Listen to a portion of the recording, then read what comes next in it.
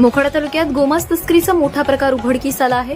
जव्हारहून नाशिकच्या दिशेने गोमांस घेऊन जाणाऱ्या टेम्पोचा पाठलाग करताना निळमाती घाटात टेम्पो पलटी झाल्याची घटना घडली आहे। या कारवाईत मोठ्या प्रमाणात गोमांस जप्त करण्यात आला असून 2 आरोपींना अटक करण्यात आली आहे। विश्व हिंदू परिषद आणि बजरंग दल मोखाडाच्या कार्यकर्त्यांना संशयास्पद वाहनाची माहिती मिळाल्यानंतर त्यांनी वाहनाचा पाठलाग केला। पाठलागादरम्यान चालकाचे नियंत्रण सुटल्याने टेम्पो रस्त्याच्या कडेला पलटी झाला। टेम्पोची तपासणी केली असता त्यामध्ये मोठ्या प्रमाणात मांस आढळून आले। या प्रकरणी मोखाडा पोलीस ठाण्यात गुन्हा दाखल करण्यात आलाय। संदेश भाडमुखे, काशीनाथ भांगरे, नकुल ठाकरे, अमित सालकर आणि इतर कार्यकर्त्यांच्या सतर्कतेमुळे हा प्रकार उघडकीस आलाय। ग्रामीण भागातून जनावरे चोरी करून त्यांची अवैध वाहतूक व कत्तल करून शहरातील बाजारपेठांमध्ये विक्रीसाठी नेली जात असल्याचा आरोपही करण्यात आलाय।